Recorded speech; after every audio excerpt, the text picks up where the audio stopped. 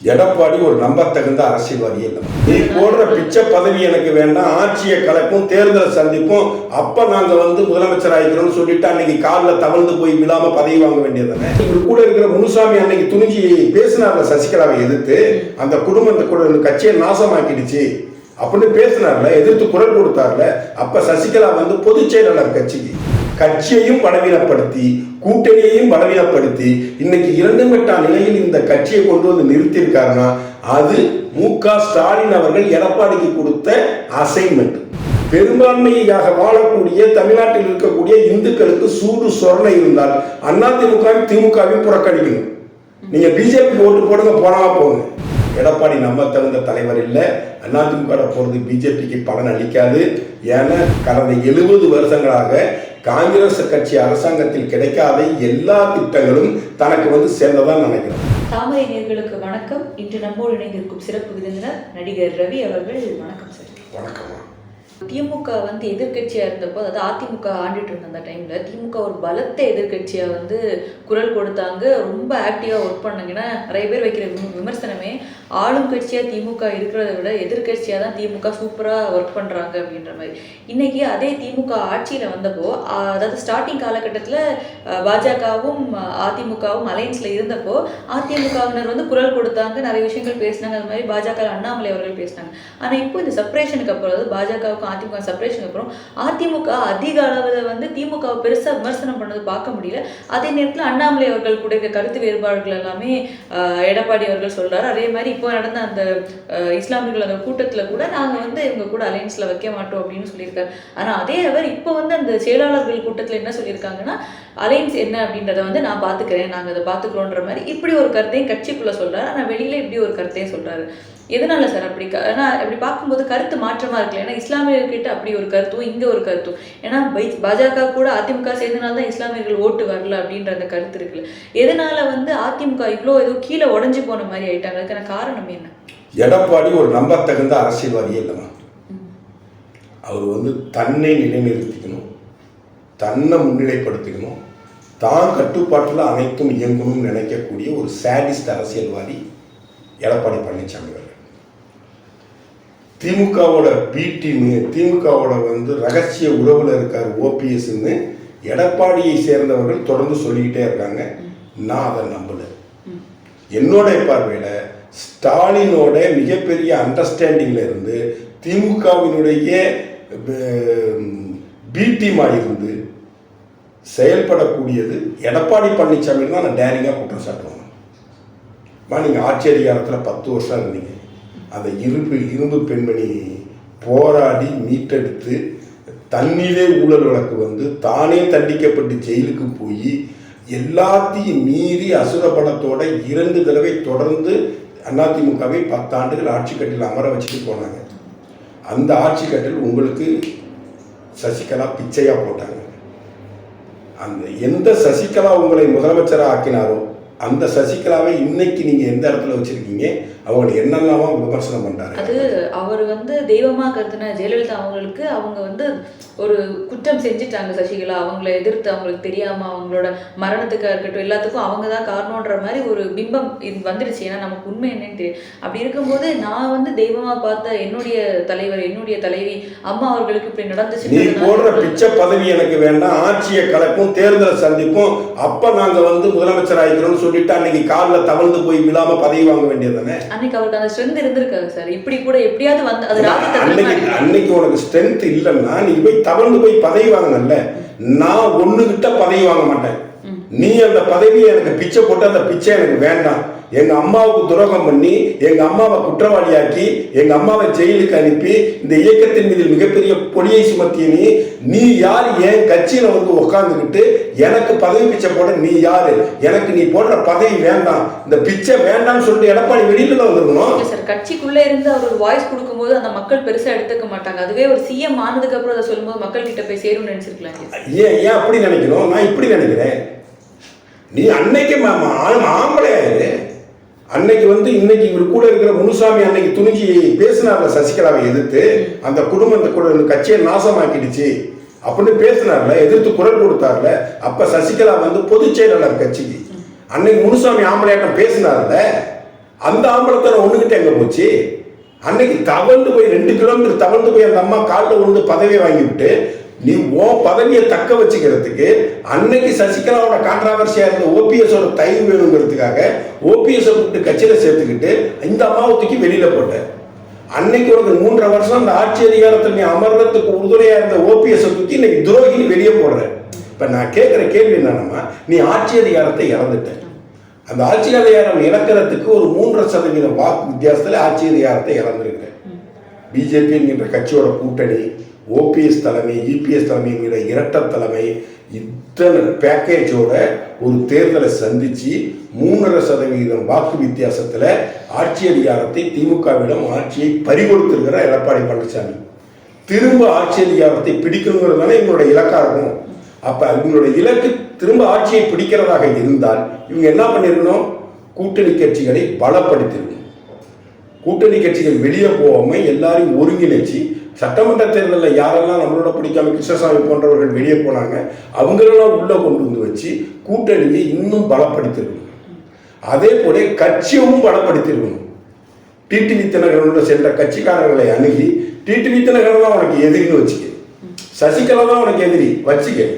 ஆனா அவங்க கூட நிற்கிற 2ஆம் கட்ட 3ஆம் கட்ட தலைவர்களும் தொண்டர்களும் இருப்பாங்கல்ல, அவங்களெல்லாம் தேடி போய் பிடிச்சி பேசி நம்மள்கிட்ட ரெட்டையில இருக்கு, கட்சி சின்னம் நம்மள்கிட்ட இருக்கு, கட்சி நம்மள்கிட்ட இருக்குது, ஓபிஎஸ் 3 தடவை அம்மா முதலமைச்சர் ஆக்குறாங்க, அம்மாவுடைய தலைவர் அவரும் நம்ம கூட இருக்காரு, நீங்கள்லாம் வாங்க அப்படின்னு வெளியில போன தொண்டர்களையும் உள்ள இழுத்து கட்சியை பலப்படுத்தி கூட்டணியை பலப்படுத்த வேண்டிய காரியத்தை செய்ய வேண்டிய திரு எடப்பாடி பழனிசாமி அவர்கள் கட்சியையும் பலவீனப்படுத்தி கூட்டணியையும் பலவீனப்படுத்தி இன்னைக்கு 2 கட்ட நிலையில் இந்த கட்சியை கொண்டு வந்து நிறுத்தியிருக்காருன்னா அது மு.க. ஸ்டாலின் அவர்கள் எடப்பாடிக்கு கொடுத்த அசைன்மெண்ட். ஒரு கேள்விமா, தேர்தல் பிரச்சாரத்தில் 2019 20 ஸ்டாலின் என்ன பிரச்சாரம் பண்ணாரு? திமுக ஆட்சிக்கு வந்தால் ஊழல் செய்த அத்தனை அமைச்சர்களும் ஜெயிலில் இருப்பாருன்னு பேசினாங்க. பேருக்கு ஒரு 5 MLA minister ex minister raid போனார். ரைடு போனதுக்கு அப்புறம் எஃப்ஐஆர் போட்டாங்களா? சார்ஜ் போட்டாங்களா? கோர்ட்டில் வழக்கு தொடர்ந்தாங்களா? எதுவுமே செய்யலையே. ஸோ நீ கட்சியை பலவீனப்படுத்து, நான் உன்னை சார்ந்தவர்களையும் ஒன்றும் செய்ய மாட்டேன் அப்படிங்கிறது போல திமுகவுக்கும் எடப்பாடிக்கும் இடையில ரகசிய உறவு இருக்குது. இந்த ரகசிய உறவின் அடிப்படையில் தான் கட்சியை பலவீனப்படுத்துறாரு, கூட்டணியை பலவீனப்படுத்துறாரு, அசிங்கப்படுத்துறாரு. இன்னொரு கேள்வி, உனக்கு இஸ்லாமியர்கள் ஓட்டு மட்டும்தான் வேணுமா? உனக்கு கிறிஸ்தவர்கள் ஓட்டு மட்டும்தான் வேணுமா? அப்ப பெரும்பான்மை இந்துக்கள் ஓட்டு உனக்கு தேவையில்லைன்னு சொல்றாரு. பெரும்பான்மையாக வாழக்கூடிய தமிழ்நாட்டில் இருக்கக்கூடிய இந்துக்களுக்கு சூடு சொரணை இருந்தால் அதிமுகவும் திமுகவும் புறக்கணிக்கணும். நீங்க பிஜேபி ஓட்டு போடுங்க, போனாம போங்க. ஆனால் முஸ்லிம்கள்ட்டையும் இஸ்லாமியர்கள்ட்டையும் கிறிஸ்தவர்களையும் ஓட்டு வாங்குறதுக்காக அவங்களுக்கு என்ன வேணாலும் செய்வோம், அவங்க தீவிரவாதிகளாக இருந்தாலும் அவங்க ஜெயிலிருந்து விடுதலை பண்ணணும்னு சொல்லுவோம். எஸ்டிபிஐங்கிற கட்சி என்ன கட்சி மாதிரி? பாப்புலர் ஃப்ரண்ட் ஆஃப் இந்தியா என்கின்ற தடை செய்யப்பட்ட ஒரு தீவிரவாத அமைப்பினுடைய அரசியல் அமைப்பு தான் எஸ்டிபிஐ. திருவோணம் ராமலிங்கம் கொலை வழக்கில் எஸ்டிபிஐ நிர்வாகிகள் கைது செய்யப்பட்டிருக்கிறார்கள். அது ஒரு தீவிரவாத இயக்கத்தின் தொடர்புடையது எஸ்டிபிஐ. அதோட போய் கூட்டணி ஆரம்பிச்சுக்கிட்டு அதுக்கு டைட்டில் என்னமா வைக்கிறாங்க? மதச்சார்பின்மை மீட்போம். நீ ஒரு இஸ்லாமியன், நீ ஒரு இஸ்லாமியர்களுக்கான கட்சியை நடந்துக்கிட்டு நீ என்ன மதச்சார்பின்மை மீட்க போற? அதுல போய் நீ போய் என்ன மதச்சார்பின்மை மீட்க போற? எடப்பாடி பழனிசாமி இந்துக்கு எதிராக இருப்பதுதான், இந்துத்துவாவை போற்றி புகழக்கூடிய கட்சிக்கு எதிராக இருப்பதுதான் மதச்சார்பின்மையா? இதை இந்துக்கள், தமிழ்நாட்டில் இருக்கிற இந்துக்கள் புரிஞ்சுக்கணும், அதிமுகக்குள்ள இருக்கிற இந்துக்கள் புரிஞ்சுக்கணும். முஸ்லிம்களை தூக்கி தலையில தூக்கி வச்சுட்டு ஆடுறதும், கிறிஸ்துவர்களை மட்டும் தலையில தூக்கி வச்சுட்டு ஆடுறதும், அவங்க ஓட்டுக்கு பிச்சை எடுக்கிறதும் தான் இன்னைக்கு தமிழக அரசியலா இருக்குது. அந்த 16% வாக்க திமுக வாங்கணுமா அதிமுக வாங்கணுமா? இந்த ஜமாத்து கூடி யாருக்கு வாக்களிக்கணும் அப்படி என்கின்ற நிலைப்பாட்டிலிருந்து இஸ்லாமிய மக்கள் வெளியில வரணும். சர்ச்சு கூடி ஃபாதர்கள் சொல்ற இடத்துக்கு ஓட்டு போடணும் அப்படிங்கிற நிலையிலிருந்து கிறிஸ்தவர்கள் வெளியில வரணும். அப்பதான் இந்த தேசம் உருப்படும், இந்த மாநிலம் உருப்படும், இங்க மத ஒற்றுமை காக்கப்படும். சர்ச்சுக்கும் பள்ளிவாசலுக்கும் அரசியலுக்கு என்ன சம்பந்தம்? தனிப்பட்ட ஜனநாயக உரிமையை செய்ய விடாமல் தடுத்து நிறுத்துகிறது ஜமாத்துகளும் சர்ச்சுகளும். அதை அவங்க சொல்றவங்க ஓட்டு போடணுங்கிறாங்க. அந்த மக்கள் அதை கேட்கிறாங்க. அதுக்காக தான் அவங்க காலில் போய் விடுது திமுகவும் அதிமுகவும். சரி, இப்போ வரப்போற சட்டமன்ற தேர்தலில் வந்து அதிமுகவும் பாஜகவும் கூட்டணி அமைக்குமா இல்லையான்றது 100% அமைக்க மாட்டாங்க. அமைக்க மாட்டாங்க. அமைக்க கூடாதுமா. மேலிடத்திலேருந்து என்ன ஒரு பதில் வருதோ அது தகுந்த மாதிரி நாங்கள் முடிவெடுப்போம் அப்படின்னு பாஜகவும் அதிமுகவும் சொல்கிறாங்க. இப்போது அவங்க ஒரு முடிவை வந்து இப்போ 3 மாதங்கள் தான் இன்னும் இருக்குது தேர்தலுக்கு. அப்போது இப்போது பாஜகவும் அதிமுகவும் சேர்ந்தாங்க அப்படின்னா, ஏன்னா இப்போ இருக்க ஒரு ஸ்ட்ரென்தன் கட்சியில் பார்க்கும்போது எப்படியும் திமுக தான் தமிழ்நாட்டில் வந்து எப்படி முதலிடத்தில் வரப்போகுது. அதன் பிறகு அதிமுகவும் பாஜகவும் சேர்ந்திருந்தால் அவங்க செகண்ட் பார்ட்டியாக வருவாங்க. இதுவே இது 3 கட்டமாக பிரியுது. திமுக, அதிமுக, பாஜக அப்படின்னு பிரிஞ்சிடுச்சுன்னா அந்த இடத்துல பாஜக செகண்ட் லார்ஜஸ்ட்டாக வராதுல, எப்படியும் பாஜக தேர்ட் லார்ஜஸ்ட்டாக வந்து நடுவில் இருக்க இடம் எப்படியும் அதிமுக தானே சார் கிடைக்கும். அதிமுக பிஜேபி கூட்டணி அமைந்தால் பெரிய பெரிய அரசியல் வித்வான்கள்லாம் ஒரு 15 சீட்டு இந்த கூட்டணி ஜெயிக்கும், பலமான கூட்டணியாக இது மாறும் அப்படின்னு பல அரசியல் ஆய்வாளர்கள்லாம் நிறையா பேர் பேசுகிறாங்க. என்னுடைய பார்வை வேறையாக இருக்குது. எலெக்ஷன் அரித்மெட்டிக் இருக்குங்களே, 1+1 = 2 இதான அரித்மெட்டிக். எலெக்ஷனில் 1+1 = 0 ஆகலாம், 1+1 = 3 ஆகலாம். அதிமுக பிஜேபி கூட்டணி தோல்வி கூட்டணி, திமுக கூட்டணி வெற்றி கூட்டணி. ஆர்கே நகர் எலெக்ஷனில் இத்தனை கட்சிகளும் சேர்ந்து ஒரு வேட்பாளரை நிறுத்தி டிடிவி தினகரனிடம் டெபாசிட்டை பறிகொடுத்த கூட்டணி தான் திமுக கூட்டணி. ஆனால் அடுத்து ஒரு வருஷத்தில் இருந்த சட்டசபை தேர்தலையும் பாராளுமன்ற தேர்தல்களையும் மாபெரும் வெற்றியடைந்த வெற்றி கூட்டணி திமுக கூட்டணி. அதே 2 தேர்தல்களிலும் மிகப்பெரிய தோல்வியை சந்தித்த கூட்டணி அதிமுக தலைமையில் இருந்த பிஜேபி அதிமுக கூட்டணி. ஏன்னா அதிமுகவும் பிஜேபி சேர்ந்தா இங்க ஓட்டுக்கு உருவாகுமா. 2014 எலெக்ஷன் எடுத்துங்க, பொன்னாரையா எவ்வளவு ஓட்டு வாங்கி ஜெயிச்சார். 2019 எலெக்ஷன் வர்றப்ப அங்க 2014 அதிமுக வாங்கின ஓட்டையும் பிஜேபி வாங்கின ஓட்டையும் கூட்டினாக்கா கிட்டத்தட்ட 7 லட்சம் ஓட்டு வருது. ஆனா தனியா நின்னப்ப 2014 எவ்வளவு பொன்னாரையா ஓட்டு வாங்கினாங்களோ அதே ஓட்டை தான் 2019 வாங்கினாங்க. அதிமுக ஓட்டுல எங்க போச்சு? அதிமுக ஓட்டு போடல. அதிமுக பிஜேபியோட கூட்டணி சேர்றப்ப அதிமுக கேடர்ஸ் அந்த கூட்டணிக்கு ஓட்டு போடல. ஆனா பிஜேபி கேடர்ஸ் அத்தனை பேரும் அதிமுக ஓட்டு போட்டாங்க. சரி, அந்த இடத்துல என்ன சொல்லப்படுதுன்னா, பொன்னார் அவர்கள் அந்த எலெக்ஷன் நிற்கும் போது அந்த ஹார்பர் இஷ்யூ வந்தது இல்லை, இணையம் இஷ்யூ. அப்போது அங்கே இருக்க கிறிஸ்தவ மீனவர்களுடைய வீடு எல்லாமே அங்கே நீக்கப்படணுன்ற ஒரு பிரச்சனை வந்தப்போ அவர் கிறிஸ்தவர்களுக்கு சப்போர்ட் பண்ணி பேசிட்டாரு. ஸோ எப்படியும் கிறிஸ்தவர்கள் இஸ்லாமியர் ஓட்டு வந்து பாஜகவுக்கு இல்லாத ஒரு காலம் தான் அப்போது. ஸோ எப்படியும் வராது.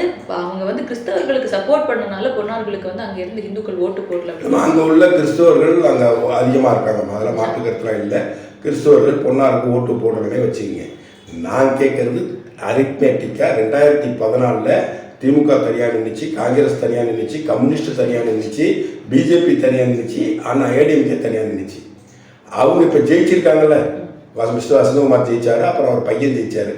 அவங்களோட வாங்கின மொத்த ஓட்டுகள் கூட்டினீங்கன்னா காங்கிரஸ் திமுக கம்யூனிஸ்ட் தனித்தனியாக நின்னப்ப என்ன ஓட்டு வாங்கினாங்களோ அது கன்சால்டேட் ஆகுது. ஆனால் பொன்னாரையா வாங்கின ஓட்டப்போ கன்சால்டேட் பண்ணால் அதிமுக ஓட்டும் பிஜேபி தனியாக நின்னப்பி வாங்கின ஓட்டும் கன்சால்டேட் ஆகலையே. அந்த ஓட்டு எங்கே போச்சு? ஸோ அதிமுக பாஜக கூட்டணி என்பது ஒரு ஃப்ளாப் கூட்டணி. நான் அவங்க கூட்டணியில் இருக்கும் பொழுது 2 வருஷத்துலேருந்தே நான் என் சேனலில் வீடியோ போட்டிருக்கேன். எடப்பாடி நம்ப தகுந்த தலைவர் இல்லை, அதிமுக போகிறது பிஜேபிக்கு பலன் அளிக்காது. ஏன்னா 2 திராவிட கட்சிகளையும் சமதூரத்தில் வைத்து எதிர்த்து அரசியல் செய்யக்கூடிய ஒரு இயக்கம் மட்டுமே இங்கு மிகப்பெரிய வளர்ச்சி அடைய முடியும். ஏனென்றால் 2 திராவிட கட்சிகள் மீதும் இந்த தமிழக மக்களுக்கு மிகப்பெரிய வெறுப்பு இருக்கு. 3ஆவதா ஒரு சக்தி அவங்களுக்கு கிடைக்கல. ஒரு வாய்ப்பை லைட்டா கொடுக்குறாங்க. விஜயகாந்த் கொடுத்தாங்க. ஆமா, விஜயகாந்த் கொடுத்தாங்க. ஒரு 12% வாக்கு கொடுத்தாங்க. திரும்பவும் அவர் தனியா நின்று இருந்தாருன்னா, தனியாவே கட்சியை கண்டினியூ பண்ணியிருந்தாருன்னா விஜயகாந்த் மக்கள் ஏற்றுட்டு இருப்பாங்க. இப்ப நாம் தமிழர் சீமானுக்கு வந்து ஒரு 7% வரைக்கும் வாக்கு வருதுமா. அந்த 7% வாக்கும் அவருடைய அரசியல் சித்தாந்தத்துக்கு கிடைக்கிற வாக்குன்னு நினைக்கிறீங்களா? இல்ல அவர் ஆமகரி சாப்பிட்டதை விரும்பி போய் ஓட்டு போட்டாங்களா? இளைஞர்கள் கூட்டம் அங்க அதிகமா இருக்கு. தமிழ் இல்லம்மா, அந்த அதுக்கு அவருக்கு வந்து ஸ்லாப் ஃபிக்ஸ் ஆயிடுச்சு. 2.5% ஓட்டு உள்ளவர்கள். பாக்கி இருக்கிற 5% வாக்குகளும் திராவிட கட்சிகளை எதிர்க்கிறாரு, 2 திராவிட கட்சிகளை சமதூரத்தில் எதிர்க்கிறாரு. அப்படி என்கின்ற பார்வையில் 2 திராவிட கட்சிகள் வேண்டாம் என்கின்ற பார்வையில் இருக்கக்கூடிய வாக்காளர்கள் நாம் தமிழர் சீமானை ஏற்றுக்கொள்கிறார்கள். நீங்கள் பார்லிமெண்ட் தேர்தல் முடிஞ்சதே என்னை இன்டர்வியூ பண்ணுங்க, அதே 7% வாக்கை நாம் தமிழர் பெற்றிருக்காது, கம்மியாக கிடைக்கும். அதை விட கம்மியாகவும் 3.5% நாம் தமிழர் முடக்கப்படும். பிஜேபி தலைமையிலான கூட்டணி 20லிருந்து 25% வாக்கு வங்கி அடைந்திருக்கும். எத்தனை தொகுதியை பிடிப்பாங்கன்னு எங்களுக்கு தெரியாது. ஆனால் 25% வாக்குகள், 20லிருந்து 25% வாக்குகளை பிஜேபி கூட்டணி பெறும். இந்த 25%, அதிமுக ஒரு 20%, அதிமுக பிஜேபி சேர்ந்து 50% கணக்கு போட்டீங்கன்னா, அதிமுக பிஜேபி ஒன்று சேர்ந்துச்சுன்னா அது 30% தான் ஆகும், 50 ஆகாது. அதே மாதிரி இப்போ 2014, 2019 அந்த நாடாளுமன்ற தேர்தலில் பார்த்தீங்கன்னா 21 சீட்ஸ் தான் அதிகமாக வாங்கியிருக்காங்க பாஜக. ஆனால் இந்த ஒரு தேர்தலில் எப்படின்னா 100 சீட்ஸ் மேலே வந்து தான் பாஜகவினர் வந்து அப்படின்னா ஒரு என்ன சொல்வது, ரெயின் சொல்கிற மாதிரி கரெக்டாக பாஜக சப்போர்ட்ஸாக இருக்கட்டும், பாஜக கட்சியில் இருக்கவங்களா இருக்கட்டும், 400க்கும் மேற்பட்ட சீட்ஸில் வந்து கண்டிப்பாக பாஜக ஜெயிக்குன்றது வந்து எப்படி, அதாவது அதுக்கு முன்னாடி வருஷம் 21, இந்த வருஷம் ஒரு 100 அப்படின்றது ஒரு டபுள் த மடங்குன்னு சொல்லலாம். ஸோ அந்த ஒரு என்ன சொல்கிறது, ஒரு நம்பிக்கை வந்து எப்படி வருது, கண்டிப்பாக 400 மேலே. இப்போ சமீபத்தில் காசி தமிழ்ச்சங்கம் போயிட்டு வந்தப்ப எங்களுக்கு கிடைச்சிக்கிற கேப்பில் சின்ன சூழ்நிலையில் லாட்ஜில் தங்கியிருக்காங்க. லாட்ஜில் வேலை செய்கிற சிப்பந்திகள், அந்த ரிசப்ஷனில் இருக்கிறவங்க, திரும்ப கொஞ்சம் ஷாப்பிங் ஒர்க் அங்கே உள்ள கடைகளில் நமக்கு பேசி பார்த்தோம். பேசுகிறப்ப ஒரு சின்ன பொட்டி கடை இருக்குது. அந்த பொட்டி கடையில் உள்ளவன் மோடி ஐயா ஃபோட்டோ வச்சுருக்கிறான். 2014 எலெக்ஷனில் பார்த்தீங்கன்னா மோடி ஜெயிப்பாரா ஜெயிக்க மாட்டாரா, அவர் மேலே பெரிய ஒரு பிம்பம் எதுவும் கட்டமைக்கப்படலை. 2019 எல்லா கூட்டணி கட்சியும் ஒன்று சேர்ந்துருச்சு. 5 மாநில தேர்தலில் பிஜேபி வந்து தோல்வி அடைஞ்சிருச்சு. அந்த நாள் ராஜஸ்தான், மத்திய பிரதேசம், சத்தீஸ்கர்லாம், தெலுங்கானா எல்லா இடத்துலையும் பிஜேபி தோல்வியை தழுவிடுச்சு. தோல்வியை தழுவினால பிஜேபி தோற்று போயிடும் என்கின்ற ஒரு பிம்பம் கட்டமைக்கப்பட்டுச்சு. 2014 ஃப்ரெஷ்ஷாக பிரதமர் வேட்பாளராக நிறுத்தப்பட்ட, முன்மொழியப்பட்ட, மாநில அரசியலிருந்து தேசிய அரசியலுக்கு வந்தவர் ஜெயிப்பாரா ஜெயிக்க மாட்டாரா, அந்த மனநிலை ஒன்று மக்கள்கிட்ட இருந்துச்சு. 2019 5 மாநில தேர்தலில் எலெக்ஷன், பார்லிமெண்ட் தேர்தலுக்கு முன்னாடி நடந்த 3 மாதத்துக்கு முன்னாடி நடந்த தேர்தலில் மிகப்பெரிய தோல்வியை பாரதிய ஜனதா கட்சி சந்திச்சிச்சு. அதுக்கு முன்னாடி 2 மாதம் முன்னாடி நடந்த கர்நாடகா தேர்தலையும் பிஜேபி தோல்வியை தெரிவிச்சு. அதனால் பிஜேபி ஜெயிக்காது அப்படி என்கின்ற மன ஓட்டத்தை மக்கள் மன்றத்தில் எடுத்துகிட்டு போயிட்டே இருந்தாங்க. அப்போது ஒரு நம்பகத்தன்மை இல்லாமல் இருந்துச்சு. அதையும் உடச்சி 303 அந்த இலக்கை 278லேருந்து 303 இலக்கை அடைஞ்சு இன்னைக்கு நிலைமை என்னமா, இன்னைக்கு 10 ஆண்டுகளில் மத்திய அரசாங்கத்தினுடைய ஏதோ ஒரு திட்டத்தை அடையாத ஒரு குடும்பம் கூட இந்தியாவில் இல்லை. அந்த நன்றி உணர்ச்சி தமிழ்நாட்டு மக்களுக்கு வேணுமான இல்லாமல் குறைவாக இருக்கலாம். ஆனால் நார்த் இந்தியாவில் உள்ள ஒவ்வொரு மனுஷனும் அவனுக்கு கிடைச்ச திட்டங்கள், ஏதோ ஒரு திட்டத்தின் மூலியமாக மத்திய அரசாங்கத்தில் பயனடைஞ்சிருக்கான். கடந்த 70 வருஷங்களாக காங்கிரஸ் கட்சி அரசாங்கத்தில் கிடைக்காத எல்லா திட்டங்களும் தனக்கு வந்து சேர்ந்ததான் நினைக்கிறான். வீடு கிடைச்சிருக்குது, கேஸ் கிடைச்சிருக்குது, பாதுகாக்கப்பட்ட குடிநீர் கிடைச்சிருக்குது, கழிவறைகள் கிடைச்சிருக்குது. ஒரு பிரதம மந்திரி சிந்திக்கிறார் பார்த்தீங்களாமா, இந்த சிந்தனை எவனுக்காச்சும் ஒரு மனிதனுக்கு இருக்குதா? சாதாரண மனிதன் சிந்திக்கிறான். ஒரு பிரதம மந்திரி, நாட்டை ஆளக்கூடிய ஒரு பிரதமர், அந்த பிரதமர் சிந்திக்கிறாரு, கிராமங்களில் வாழக்கூடிய பெண்கள் தங்கள் இயற்கை உபாதைகளை கழிக்க பொது இடத்திற்கு தான் செல்ல வேண்டும். காலம்பர சூரிய உதயத்திற்கு முன்னாடி போயிடணும், மாலையில சூரிய அஸ்தமனத்துக்கு அப்புறம் தான் போக முடியும் என்ற நிலையில் வயசு பெண்கள்ல இருந்து முதியோர்கள் வரை கஷ்டப்பட்டு இருந்தாங்கல்ல, அதை ஒரு மனிதன் கண்டுபிடிச்சி சுவிட்ச் பாரத்தில் அதுக்கு ஒரு திட்டத்தை கொடுத்து அதை சுதந்திர தின உரையில பேசி இன்னைக்கு பல கோடி கழிவறைகளை நாடு முழுவதும் ஒவ்வொருவரும் கட்டி கொடுத்துருக்காருலாமா. இதே போல விஷயங்கள் மக்கள் மத்தியில் பெருசா போய் சேர்ந்துருச்சு. மோடி அரசனுடைய உத்தரவாதங்கள், மோடி அரசனுடைய திட்டங்கள் ஒவ்வொரு இந்தியனும் அடைஞ்சிருக்கான். நான் தனிப்பட்ட முறையில் காசி தமிழகத்துக்கு அனுபவிச்சிருக்கிறேன். என் குடும்பத்தில் எங்கள் அண்ணனுக்கு 6000 விவசாய பணம் வருது. ஸோ ஒரு குடும்பத்துக்கு ஏதோ ஒரு வகையில் மத்திய அரசாங்கத்துடைய பணம் போய் கிடைச்சிக்கிட்டே இருக்கு, சர்வீஸ் போய் கிடைச்சிக்கிட்டே இருக்கு. அப்போ இவங்க ஒரு நிலை ஃபிக்ஸ் பண்ணுறாங்க. 2014 புதியவர் என்கின்ற நிலை இப்பொழுது இல்லை. 2019 தோல்வி முகத்தில் இருந்த நிலை இப்பொழுது இல்லை. எல்லா மாநிலங்களும் நாங்கள் வெற்றி அடைந்திருக்கின்றோம். மூன்றாவது, அனைத்து திட்டங்களும் மக்கள்கிட்ட போய் சேர்ந்துருச்சு. சொன்னதை செஞ்சிருக்கிறோம். 11வது இடத்தில் இருந்த பொருளாதாரத்தை 5ஆம் இடத்திற்கு கொண்டு வந்து நிறுத்தி இருக்கிறோம். சவுதியிலேருந்து என் நண்பர் ஒருத்தர் ஒரு 3 மாதத்துக்கு முன்னாடி நான் வந்திருந்தார். அப்போ என்கிட்ட சந்திச்சு பேசிட்டு இருந்தார். நானும் சவுதியில் கொஞ்சம் காலம் இருந்தேன். அப்போ அவர் சொன்னார், அண்ணா நீங்கள் இருந்தாப்பெல்லாம் இல்லைண்ணே, இன்னைக்கெல்லாம் நாங்கள் இந்தியன்னு சொன்னால் எங்களுக்கு அவ்வளோ பெரிய மரியாதை இருக்குது. சவுதி சிட்டிசன்மா அவ்வளோ பெரிய மரியாதை. எங்களுக்கு நாங்கள் இருந்த காலகட்டத்தில் 1993 இருந்தேன், மரியாதையே கொடுக்க மாட்டாங்க. இந்தியன்ஸ்லாம் ஒரு பொருட்டாவே மதிக்க மாட்டானுங்க. இன்னைக்கு இந்தியன்னா அவ்வளோ பெரிய அமெரிக்கனுக்கு கொடுக்கக்கூடிய மரியாதை, அங்கே அமெரிக்கனுக்கு எப்போதுமே ஒரு மரியாதை இருக்கும். அமெரிக்கனுக்கு கிடைக்கக்கூடிய அதே மரியாதை இந்தியனுக்கும் கிடைக்குது. அந்த பையன் ஒரு முஸ்லீம். ஸோ உலக அரங்கில் இந்தியாவின் பெருமையை பெருமைப்படுத்தி ஒன்றும் இல்லைம்மா, நம்ம மாநிலத்தில் இருக்கக்கூடிய ஒரு பாராளுமன்ற தொகுதியின் மக்கள் தொகை அளவுக்கு இருக்கக்கூடிய மாலத்தீவு நம்மளை எதிர்க்கிறான். நம்ம இராணுவத்தை உதவியெல்லாம் நம்ம செஞ்சுக்கிட்டு இருந்தோம். அவங்களுடைய வேண்டுகோளுக்கு நாங்கள் அதெல்லாம் செஞ்சோம். அதை இப்போ வெளியே போகணும்னு சொல்லிட்டு சைனாக்கிட்ட பணத்தை வாங்கிக்கிட்டு ஒரு 6-7 லட்சம் மக்கள் தொகை கொண்ட ஒரு நாட்டில் 140 கோடி மக்கள் தொகை இருக்கிற ஒரு நாட்டை அவன் எதுக்கணும்னு நினைக்கிறான். 140 கோடி மக்களுக்கு தலைவனாக ஒரு பிரதமராக இருக்கக்கூடிய ஒரு பிரதமரை அசிங்கப்படுத்துறான். ஒண்ணுமே செய்யல. லட்சத்தீவு போனாரு, உக்காந்தாரு, நின்னாரு, நடந்தாரு, வீடியோ போட்டாரு. லட்சத்தீவை தேடக்கூடிய நெட்டிசன்களில் 3500 மடங்கு அதிகரிச்சிருக்குன்னு சொல்றான். அவன் அதுக்கப்புறம் அவங்க உள்ள அமைச்சர்கள் எம்பிக்கள் ரியாக்ட் பண்ணதுக்கு சச்சின் டெண்டுல்கர்லேருந்து எல்லாரும் பொங்கி தீர்த்துட்டாங்க. சல்மான் கான்லேருந்து எல்லாரும் பொங்கி தீர்த்துட்டாங்க. இந்த நிலை 2014 இந்த நிலை 2019 பிஜேபிக்கோ நரேந்திர மோடி அவர்களுக்கோ இல்லை. ஒட்டுமொத்த பார்வை, அதாவது தோத்துருவாரு அப்படிங்கிறதுக்கும் புதுசு இவர் என்ன செஞ்சிடுவாரு அப்படிங்கிறதுக்கும் நிச்சயமா ஜெயிச்சிடுவாரு அப்படிங்கிறதுக்கும் மிகப்பெரிய வித்தியாசம் இருக்கு. இதன் அடிப்படையில் தான் 400+ அப்படின்னு ஒரு முடிவு எடுத்துருக்கிறோம். அந்த இலக்கை பிஜேபி அடையும்.